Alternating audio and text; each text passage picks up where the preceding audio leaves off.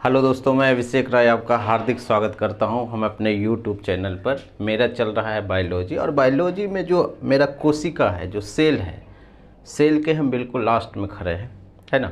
अब cell 1-2 class में समाप्त हो जाएगा आज, और उसके बाद जो एक क्लास और होगी, है ना, उसमें हम पूरा सेल है वो हम पढ़ लेंगे। उसके बाद आप किसी भी एग्ज़ाम का तैयारी करते हैं, एनीवे किसी भी एग्ज़ाम का तैयारी का मतलब हो जाता है कि जैसे अगर आप एसएससी का तैयारी करते हैं, आप बीपीएससी का तैयारी करते हैं, या कोई भी स्टेट पीसीएस का, है ना, पीसीएस का तैयारी करते हैं, आप दरोगा का तैयारी करते हैं, है ना, एसआई का, या आप रेलवे का तैयारी करते हैं, है ना, और भी कुछ एग्ज़ाम है जो आप की तैयारी करते हैं जिसमें जो है वो बायोलॉजी पूछा जाता है। जीव विज्ञान जो है वो पूछा जाता है, और जीव विज्ञान पूछने का मतलब है कि जीव विज्ञान का वेटेज हमेशा लगभग सभी एग्जाम में ठीक ठाक रहता है ना। और जीव विज्ञान में अच्छी बात यह है कि जीव विज्ञान को सब क्या है कि हवा बनाया हुआ है। हवा का मतलब होता है कि बहुत हार्ड होता है, लेकिन एक्चुअल में होता नहीं है। जीव विज्ञान से जो हार्ड चीज़ होता है वो है फिजिक्स। अब ये हार्ड कैसे होता है ये भी आप समझ लीजिए। फिजिक्स में क्वेश्चन घूमता है, जो आप पढ़ेंगे उससे क्वेश्चन घूमते घूमते जाता है। और एक ऐसा सब्जेक्ट है, जैसे आप पढ़ेंगे बायोलॉजी या आप पढ़ेंगे केमिस्ट्री, जिस हिसाब से पढ़ेंगे उसी हिसाब से क्वेश्चन आता है। क्वेश्चन इसमें घूमता नहीं है। दिक्कत ये है कि जब आप कम पढ़े हैं, सिर्फ रटे हैं, तो फिर आपको लगेगा कि बड़ा हार्ड पूछता है बायोलॉजी या केमिस्ट्री, लेकिन ऐसा नहीं है। जब आप अच्छे से पढ़ते हैं, जो कि हम पढ़ रहे हैं, है ना, फिर क्या होता है, यहाँ से क्वेश्चन क्या होता है, घूमेगा नहीं, क्वेश्चन नहीं घूमता है। अगर इसके बारे में आपको समझना है या जानना है तो आपको कुछ नहीं करना है। अभी तो हम फिजिक्स पढ़ा नहीं रहे, अभी हम पढ़ा रहे हैं बायोलॉजी। बायोलॉजी में जैसे ही कल ख़त्म होगा वो सेल ख़त्म हो जाएगा, सेल समाप्त हो जाएगा, कोशिका समाप्त हो जाएगा। तो कोशिका में जिस भी आप एग्ज़ाम का तैयारी करते हैं, जैसे कि हम बताएं, है ना, एनीवे, चाहे आप घटना चक्र हो, अभी आता है ना, घटना चक्र से लोग बनाते हैं जो पीसीएस का तैयारी करते। एक होता है लुसेंट का, एक क्वेश्चन के लिए आता है ना। तो अब दोनों में से किसी को आप बनाइए। कौन सा टॉपिक? सेल वाला टॉपिक। कम से कम एक बार आप निहार लीजिएगा, है ना, या कहीं पे यूट्यूब पर कोई एमसीक्यू करा रहा है, क्योंकि हमारे पास टाइम उतना मिलता भी नहीं है ना। तो अगर कर रहा है तो आप वहाँ से क्या होता है कि आप देख लीजिए, उसके बाद आपको समझ में आ जाएगा कि क्या चीज़ें पढ़ाया गया है और क्वेश्चन कैसे पूछा जाता है। क्लियर? ये चीज़ है, ध्यान रखिएगा कि अगर वही चीज़ है कि अगर 10 में से 8 क्वेश्चन अगर आपसे आता है, 8 से 9 क्वेश्चन, तो समझिए कि आपका जो तैयारी है और आपको जो पढ़ाया गया है वो ठीक है। बढ़ने का मतलब यहाँ ये है कि जितना चीज़ हम पढ़ा रहे हैं, जितना चीज़ पढ़ाया गया है वहाँ से होना चाहिए 10 में से 8 क्वेश्चन। अब ऐसा नहीं है कि आप सही 2 ही कर रहे हैं, क्योंकि अगर आप कम सही करेंगे तो इसका मतलब मेरा फॉल्ट नहीं है ना। मेरा फॉल्ट इसमें है कि जो चीज़ जो कॉपी में आपको पढ़ाया गया है उससे अगर 10 में से 8 क्वेश्चन या 9 क्वेश्चन बन रहा है या नहीं बन रहा है। अगर नहीं बन रहा है तो आप बिल्कुल देखना बंद कर दीजिए। अगर आप देख रहे हैं तो, है ना, सिंपल है। या कहीं भी आप पढ़ रहे हैं, चाहे किसी भी एग्ज़ाम का तैयारी कर रहे हैं, तो आप ये वाला टेंडेंसी है वो आप यूज कीजिए, बिल्कुल करना चाहिए, क्योंकि आपको कोई बेवकूफ़ नहीं बना सकता है। और यदि आप बेवकूफ़ बनना चाहते हैं तो आप इसको फोकस नहीं कीजिएगा, क्योंकि पढ़ाने का आप कितनों भी पढ़ लें, चाहे कोई भी सब्जेक्ट, आपसे जब तक आप क्वेश्चन नहीं करेंगे तब तक एक संभावना बनी रहेगी कि हमेशा गलती क्वेश्चन होगा। आपको ये समझ में आएगा कि ये चीज़ पढ़ा हुआ है, लेकिन सही होने की जो संभावना है वो बहुत कम होती है। तो क्वेश्चन सही कब होगा, या आप कॉन्फिडेंट कब होंगे? जब आप पढ़ते हैं और साथ में क्या है, क्वेश्चन भी लगाते हैं। उससे आप क्या होता है, क्वेश्चन में आप कुछ गलती करेंगे, कुछ और सोचेंगे, है ना, आपको लगेगा हम ये होगा लेकिन आंसर ये होगा। तो वो जो गलती आप जितना भी कर लेंगे वो क्या होगा, एग्ज़ाम में जो गलती होने की जो संभावना है वो बहुत कम हो जाती है ना। इस चीज़ को आप फॉलो कीजिए और निश्चित तौर पर जो है वो एग्ज़ाम में आप कंफर्टेबल फील करेंगे, है ना, निश्चित तौर पर ये चीज़ है। इतना तो हो गया भाषणबाजी, है ना। अब आपके लिए ज़रूरी है कि नहीं है ये तो मुझे नहीं पता है, लेकिन आप इसको ज़रूर फॉलो कीजिए, है ना। खैर,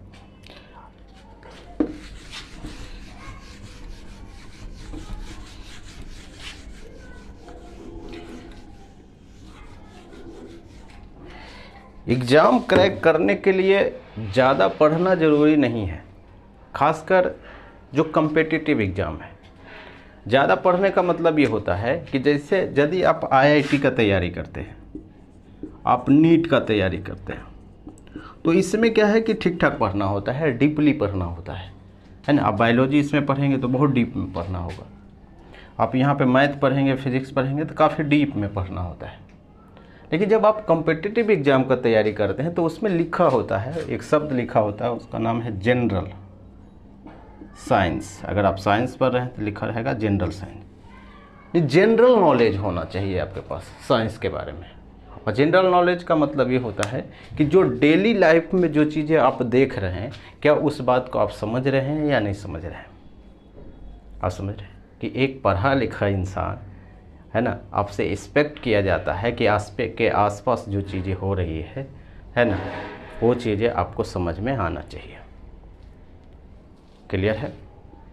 तो इसलिए एग्ज़ाम के लिए आपको ज़्यादा नहीं पढ़ना है, हाँ प्रोसेस में पढ़ना है और क्या चीज़ें पढ़ना है ये ज़रूरी है, और कितना पढ़ना है। जनरल नॉलेज में ये समस्या होती है कि आपको लगता है कि ज़्यादा पढ़ना है, लेकिन इसमें सबसे ज़्यादा जो मेन समस्या होती है कि क्या नहीं पढ़ना है।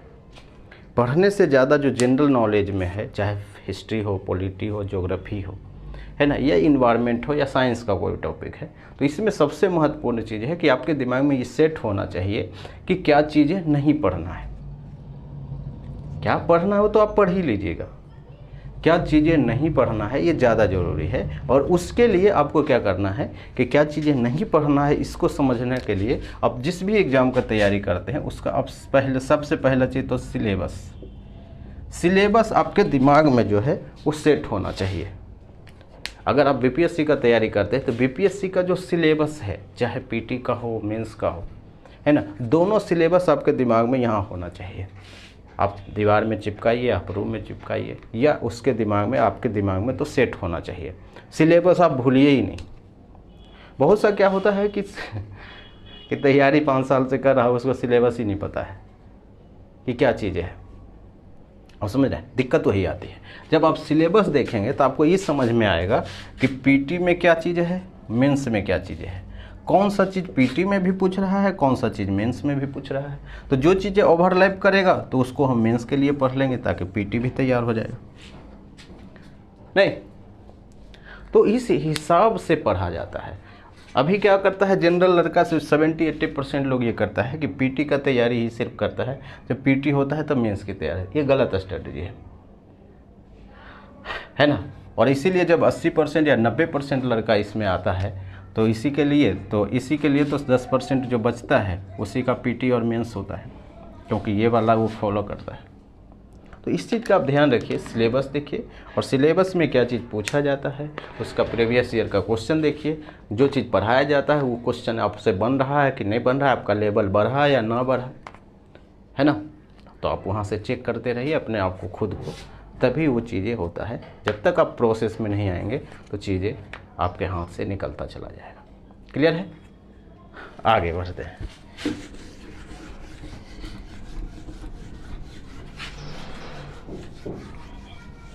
टॉपिक पे आते हैं। टॉपिक में हम बात कर रहे थे साइटोप्लाज्म के बारे में, कि साइटोप्लाज्म क्या चीज़ है, कोशिका द्रव्य क्या चीज़ है, और जितना भी जो रासायनिक प्रतिक्रिया होती है, रासायनिक क्रिया होती है, वो कहाँ होती है, वो होती है कोशिका द्रव्य में, वो होती है साइटोप्लाज्म में। और साइटोप्लाज्म में कौन कौन से लोग ये प्रतिक्रिया में भाग लेते हैं, कौन कौन सा कंपोनेंट होता है, उस पर हम बात की है ना। उसमें से हम 2 चीज़ पर बात कर लिए।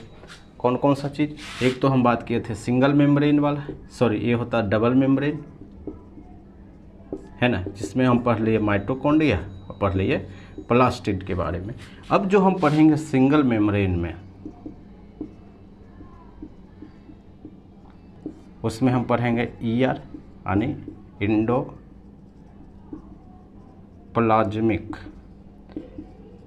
रेक्टिकुलम,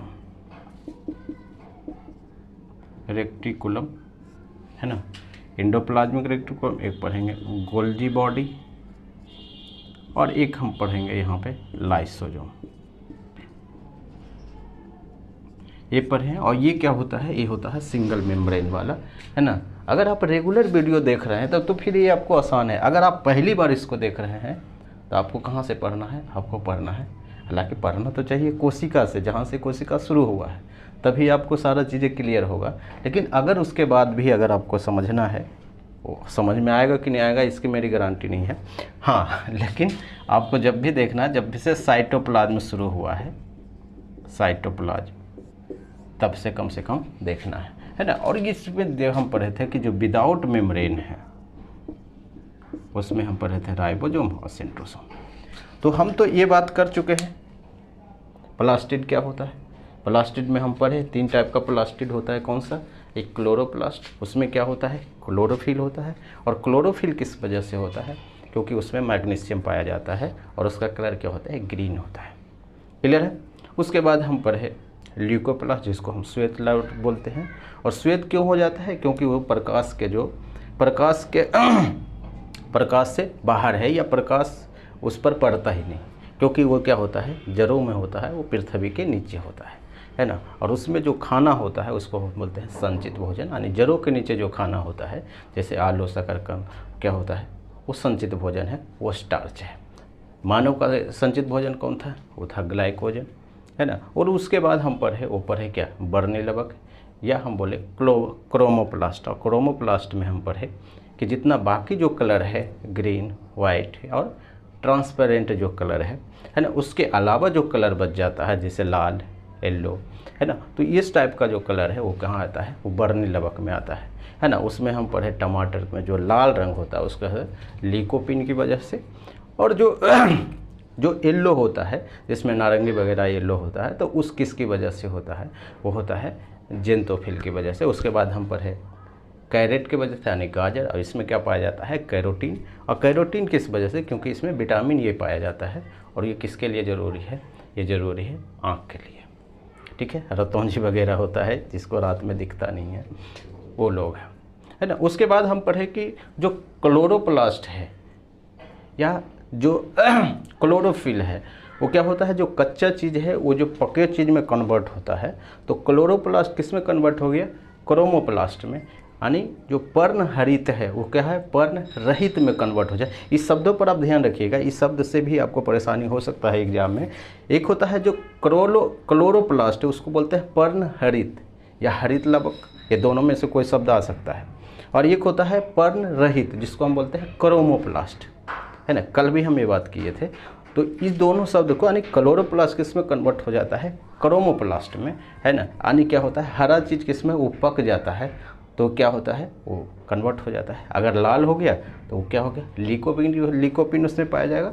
और लेकिन अगर वो क्या हो गया, अगर वो येलो हो गया तो उसमें जेंथोफिल पाया जाएगा, है ना। तो ये सारी बातें जो है वो हम कल कर चुके थे ना। आज जो हम पढ़ेंगे वो पढ़ेंगे सिंगल मेम्ब्रेन में।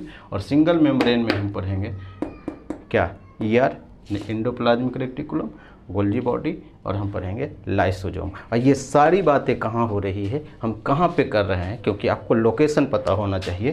तो ये जो सारी बातें हैं वो कहाँ पढ़ रहे हैं, वो पढ़ रहे हैं कोशिका दर में। कोशिका दर यानी हम इसको बोलते हैं साइटोप्लाज्म।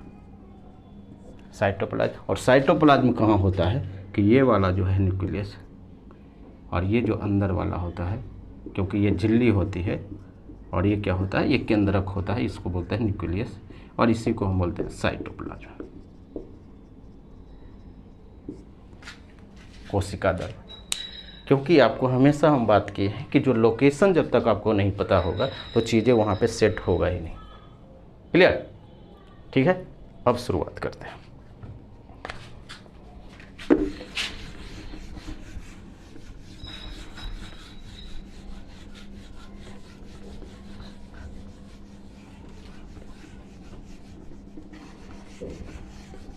क्या चीज़ पढ़ रहे हैं, endoplasmic reticulum, ER, Golgi body, और हम पढ़ रहे हैं लाइसोसोम। ये चीज़ पढ़ रहे हैं। और ये क्या होती है, ये होती है सिंगल मेम्ब्रेन, सिंगल मेम्ब्रेन। ये बात है, ये बात हम कल परसों से ही चिल्ला चिल्ला के बोल रहे हैं। अब इसको फिगर से बात समझते हैं।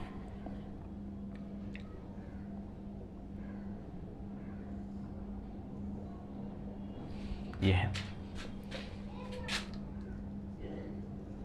ये मान लेते हैं न्यूक्लियस है, क्लियर। और यहीं से होता है, उसको हम बोलते हैं ER, है ना। अब ये होता क्या है, इस टाइप से होता है।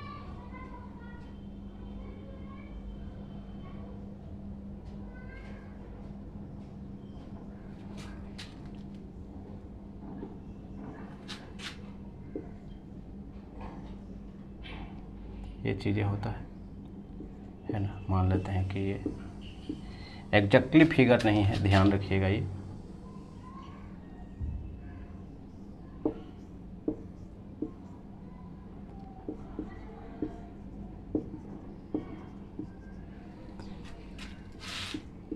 पूरा जमा होगा, ये क्लियर है। अब भी इसी टाइप से आप लिख लेंगे। ये क्या होता है, इसको हम बोलते हैं न्यूक्लियस, N, यानी यह है केंद्रक। यहाँ तक कोई कन्फ्यूजन है? नहीं है। इसमें क्या होता है कि इसमें होता है इस टाइप से वो पाया जाता है।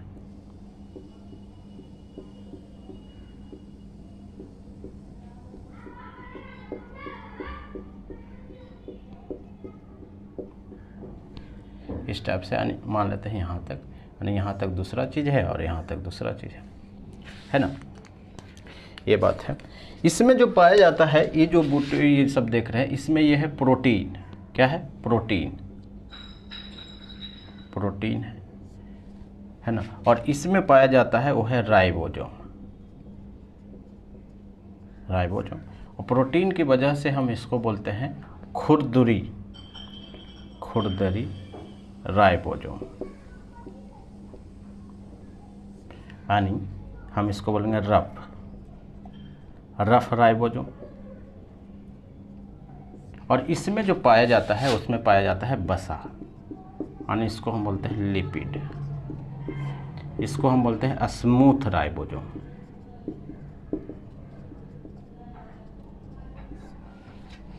आप समझ रहे हैं?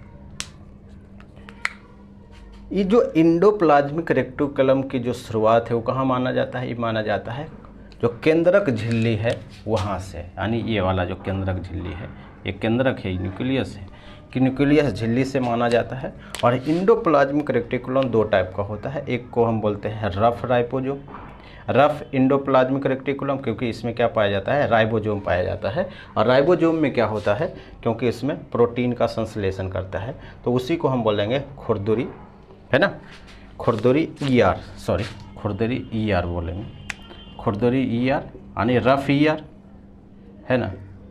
क्योंकि इसमें क्या पाया जाता है? प्रोटीन। और प्रोटीन क्यों पाया जाता है? क्योंकि इसमें राइबोसोम पाया जाता है ना। तो ये चीज़ें है। और इसमें पाया जाता है वसा, जिसको हम बोलते हैं स्मूथ ER, सॉरी इसमें बोलते हैं स्मूथ,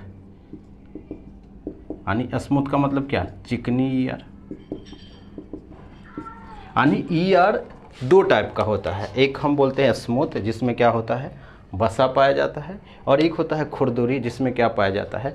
राइबोसोम पाया जाता है। इतना बात आपको समझ में आया? ये चीज़ें हैं। अब ये जितना भी प्रोटीन है और जितना भी ये है वो इसमें कहाँ जमा हो जाता है? इसी को हम बोलते हैं गोल्जी बॉडी। क्या होता है? गोल्जी बॉडी, गोल्जी बॉडी, या हम बोलते हैं गोल्जी काय। यानी कि ये जो प्रोटीन और वसा और जितनी भी चीज़ क्या था वो फैला हुआ है ना, वो छितराया हुआ है, उसको क्या करता है कि ये पैकिंग करता है, ये स्टोर करता है, और ये क्या करता है? पैकिंग करता है,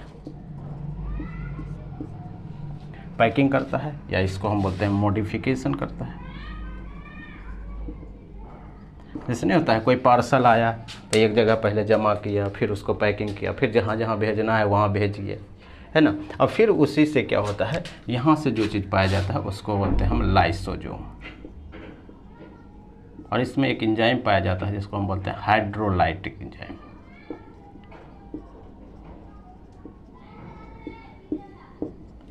आप समझ रहे हैं। यानी अगर पूछे कि गोल्जी बॉडी का निर्माण किससे होता है तो आपको बताना है ईआर से होता है, और लाइसोसोम का निर्माण कहाँ से होता है तो गोल्जी बॉडी से होता है। नहीं, इस फिगर से आपको क्लियर है। और गोल्जी बॉडी में क्या होता है कि स्टोर करता है, पैकेजिंग होता है किसका, कि जो एंडोप्लाज्मिक रेटिकुलम से जो भी मटेरियल आया, चाहे प्रोटीन हो या वसा हो, उसको क्या करता है एक जगह पे जमा करता है, फिर उसका पैकिंग करके आगे भेज देता है। यानी बेसिकली हम ये बोल रहे हैं कि जो एंडोप्लाज्मिक रेटिकुलम का बेसिकली क्या काम है कि यहाँ से जो यहाँ से का मतलब है कि ये वाला है, ये है न्यूक्लियस। तो ये जो झिल्ली है, यानी झिल्ली से लेकर ये जो है कोशिका झिल्ली, यानी न्यूक्लियस झिल्ली, न्यूक्लियस झिल्ली से लेकर क्या कोशिका झिल्ली तक क्या करता है, चीज़ों को भेजता है, चीज़ों को परिवहन करता है। यानी यहाँ से लेकर ये वाला झिल्ली है यहाँ तक ही है, वहाँ तक पहुँचाता है एक दूसरे से, एक दूसरे को चीज़ का, चाहे प्रोटीन हो वसा हो, क्योंकि किस में वो है साइटोप्लाज्म। क्लियर है। इतना बात आपको समझ में आया कि नहीं आया। ईआर क्या होता है, दो टाइप का होता है, हम इस पर और बात करेंगे, लेकिन ये जो फिगर है अब बना लीजिए, है ना। एक होता है खुरदुरी ईआर जिसमें राइबोसोम पाया जाता है, और एक होता है स्मूथ, इसमें वसा पाया जाता है ना। ये चीज़ें हैं, तो इस पे से हम थोड़ा सा और बात कर लेते हैं, थोड़ा लिख लेते हैं ताकि आपको क्या हो, क्लियर हो जाए। ये बात है।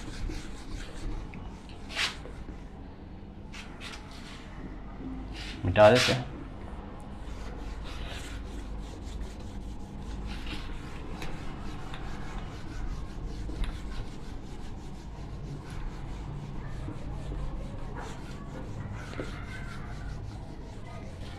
तो अब आपको बेसिक नॉलेज पता हो गया। अब हम पढ़ेंगे एंडोप्लाज्मिक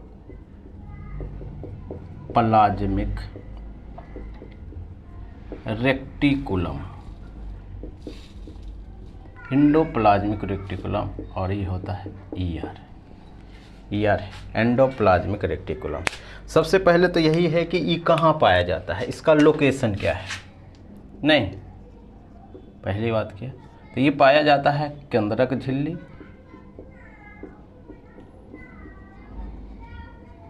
और कोशिका झिल्ली के बीच।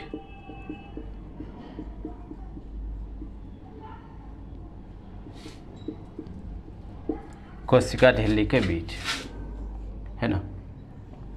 ये है, और ये है न्यूक्लियस, और ये न्यूक्लियस झिल्ली है, और ये कोशिका झिल्ली, यानी इस दोनों के बीच पाया जाता है ना। इस टाइप से पूरा, है ना, इस टाइप से। यानी ये वाला जो है वो है एंडोप्लाज्मिक रेटिकुलम, यानी केंद्रक झिल्ली और क्या है कोशिका झिल्ली के बीच पाया जाता है।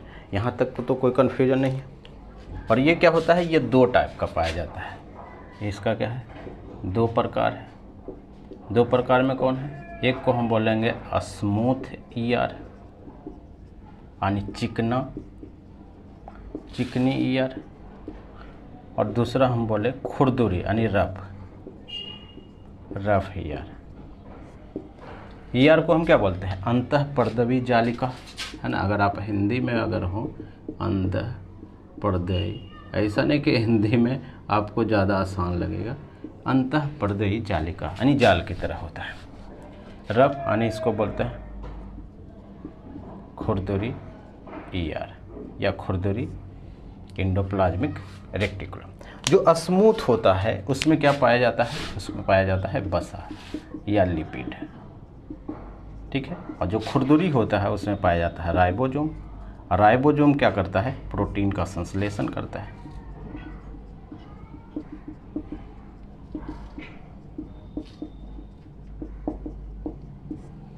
ये चीज़ें आप समझ गए कि एंडोप्लाज्मिक रेटिकुलम कहाँ होता है, केंद्रक झिल्ली और न्यूक्लियस, केंद्रक झिल्ली या कोशिका झिल्ली के बीच, यानी न्यूक्लियस मेम्ब्रेन से सेल मेम्ब्रेन के बीच। यहाँ पर लिख भी देते हैं न्यूक्लियस मेम्ब्रेन, फिगर में आप देख सकते हैं, और ये होता है सेल मेम्ब्रेन।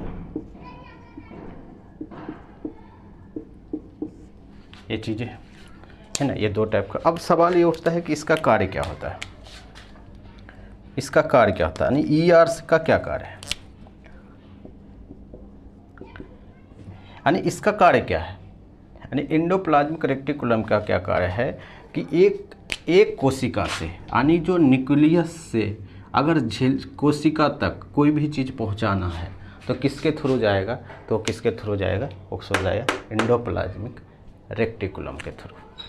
ठीक है, यानी एक परिवहन का कार्य करता है, और परिवहन का कार्य किसके बीच करता है कि एक कोशिका से दूसरे कोशिका के बीच। और मैक्सिमम कहाँ तक जा सकता है, मैक्सिमम जा सकता है इस लेयर तक, यानी कोशिका झिल्ली तक, है ना। यानी हम लिखेंगे कि अंतः कोशिकीय, यानी ER जो करता है वो करता है अंतः कोशिकीय परिवहन में क्या करता है, महत्वपूर्ण भूमिका निभाता है।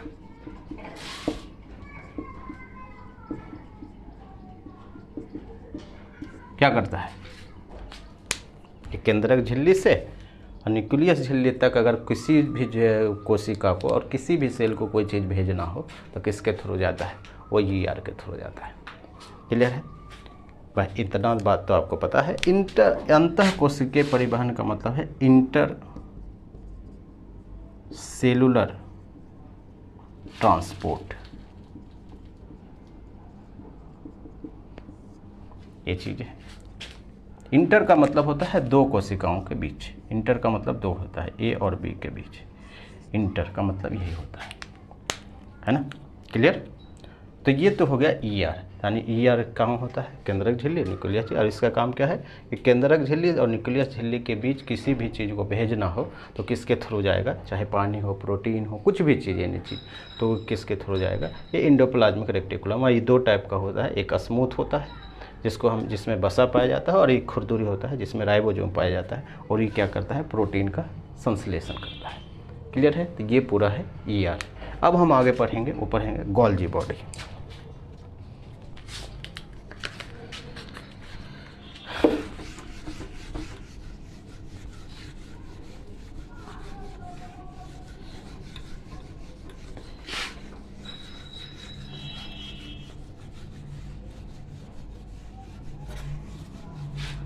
दूसरा हम पढ़ेंगे, वो पढ़ेंगे क्या, गोल्जी बॉडी,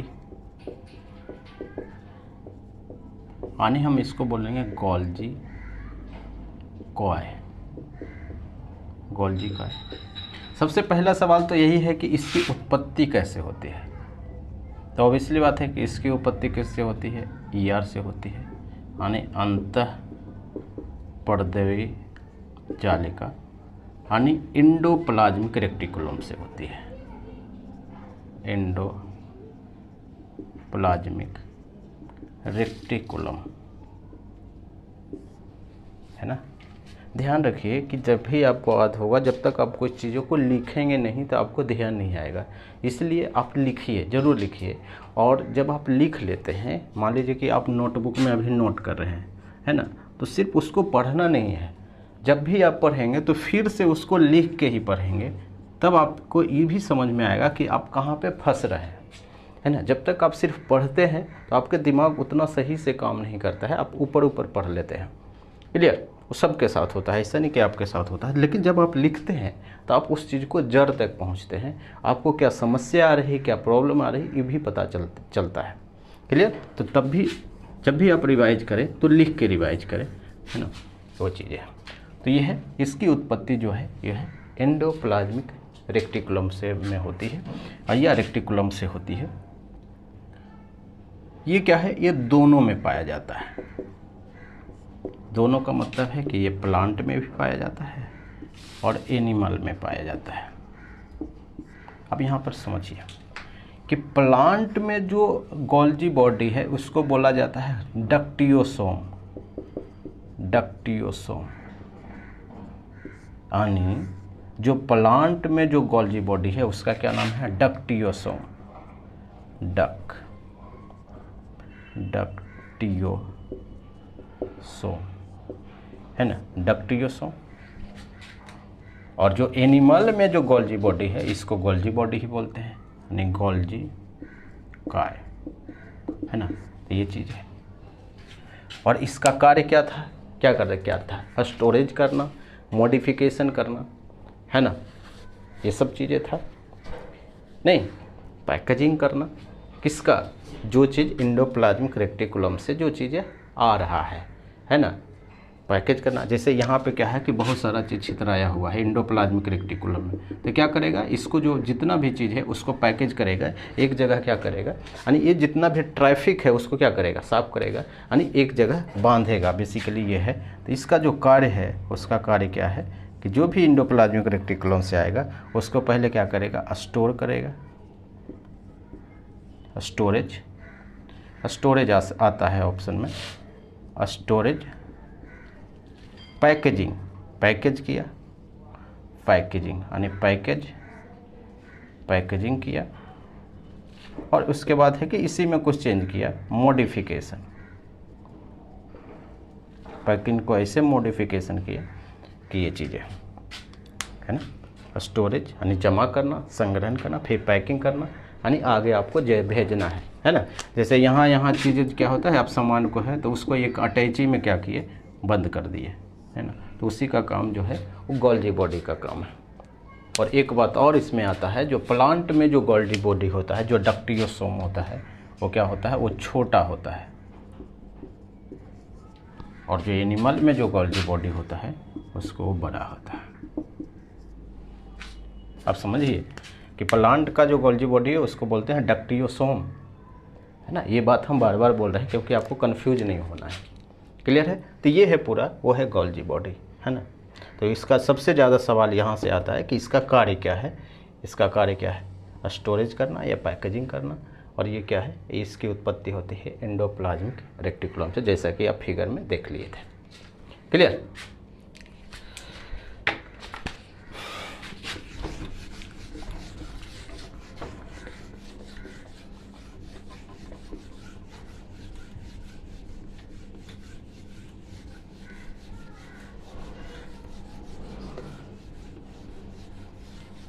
तीसरा है, उसको हम बोलते हैं लाइसोजोम या लाइसोसोम। अब फिगर में आप ध्यान रखिएगा।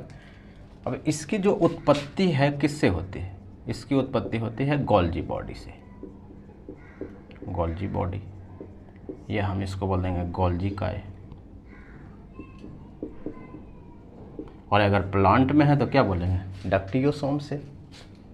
नहीं, ये चीज़ें इसमें जो पाया जाता है सबसे महत्वपूर्ण चीज़ है वो है WBC,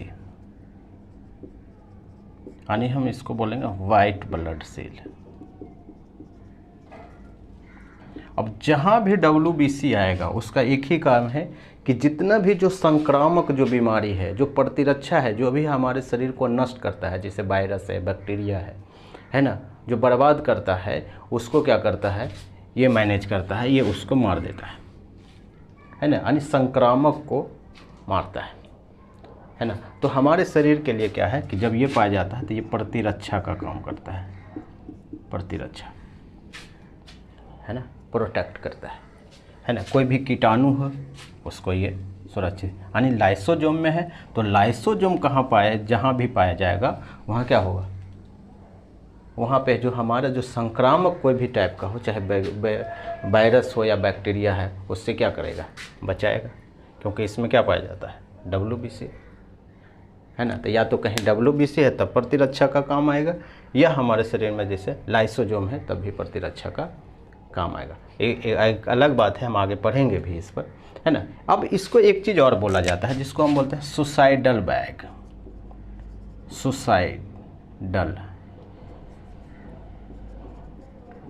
सुसाइडल बैग, यानी एक बैग के जैसा होता है, किसमें होता है, साइटोप्लाज्म में, यानी इसको बोलते हैं आत्मघाती थैला।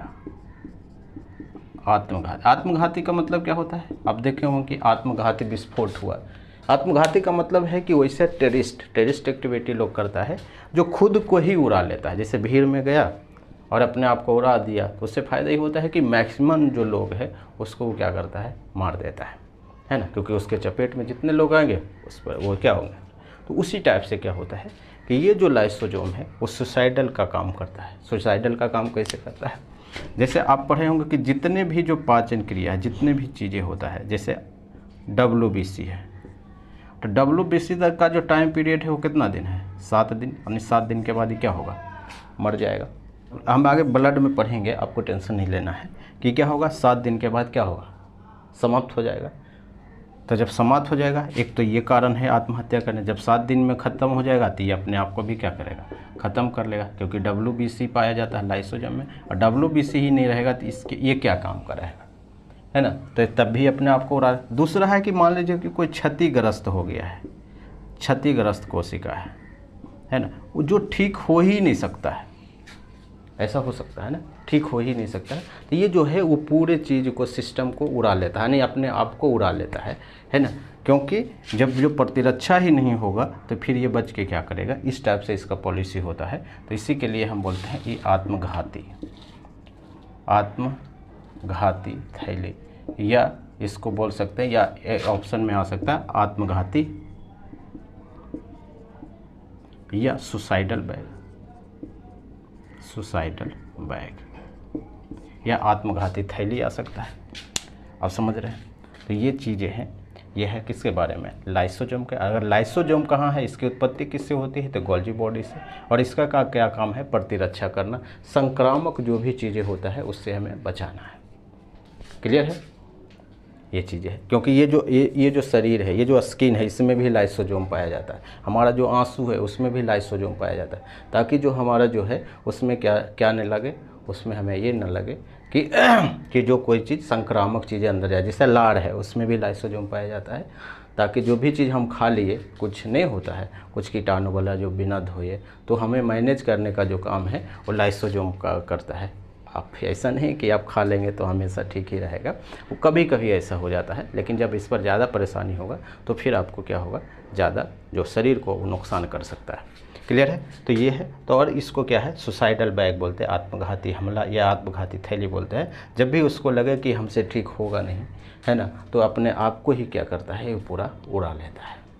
क्लियर है? तो ये पूरा है वो तीनों चीज़ें, जो एकल जो झिल्ली वाला है, वो हम तीनों चीज़ पढ़ लिए। कौन सा? एंडोप्लाज्मिक रेक्टिकुलम, और एंडोप्लाज्मिक रेक्टिकुलम या गोल्जी बॉडी, या हम पढ़ लिया लाइसोजोम। क्लियर? तो गोल्जी बॉडी कहाँ से?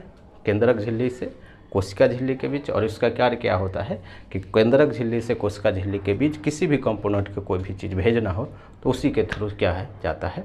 और वो क्या होता है? 2 टाइप का होता है। कौन सा? एक को हम बोलते हैं स्मूथ, और स्मूथ में पाया जाता है वसा, चिकना, है ना, और एक में होता है राइबोसोम, जिसमें क्या होता है? प्रोटीन पाया जाता है, और वो खुरदुरी होती है ना। और उसके बाद हम आगे पढ़े कि गोल्जी बॉडी, और गोल्जी बॉडी में क्या पढ़े?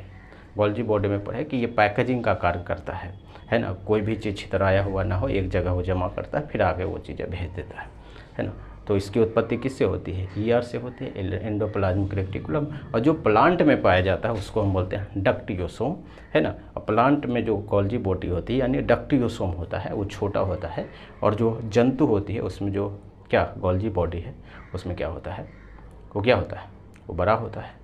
तो इतना बात तो हम कर लिए। उसके बाद हम पढ़े कि जो लाइसोजोम है, लाइसोजोम की उत्पत्ति किससे होती है? वो होती है गोल्जी बॉडी से। और उसका काम क्या होता है? उसका काम है प्रतिरक्षा करना, क्योंकि उसमें पाया जाता है WBC, है ना, यानी वाइट ब्लड सेल। जब हम WBC पढ़ेंगे ब्लड में तब फिर हम इस पर बहुत ज़्यादा बात करेंगे। क्लियर है? और ये अपने आप को क्या करता है? जब इससे लगे कि हमसे मैनेज चीज़ें नहीं हो पाएगा तो ये क्या करता है? अपने आप को उड़ा लेता है। इसीलिए हम इसको बोलते हैं आत्मघाती थैली, यानी कि एक थैली नुमा संरचना की तरह। किस में होता है? ये होता है किस में? ये होता है कोशिका दर में, साइटोप्लाज्म में। यानी ये हम तीनों चीज़ कहाँ होता है? वो इसमें पाया जाता है, कोशिका दर में पाया जाता है। तो है ना। तो ये जो हम सारी बातें हैं वो तो हम कर चुके हैं। अब जो हम कल पढ़ेंगे वो लास्ट ही रहेगा कोशिका का राइबोसोम, और एक है सेंट्रोसोम, है ना। और एक आपको कुछ रहेगा तो उसको हम निपटा देंगे, है ना। तो आज भर इतना ही है ना। आप आराम से पढ़ते रहिए, है ना। Thank you.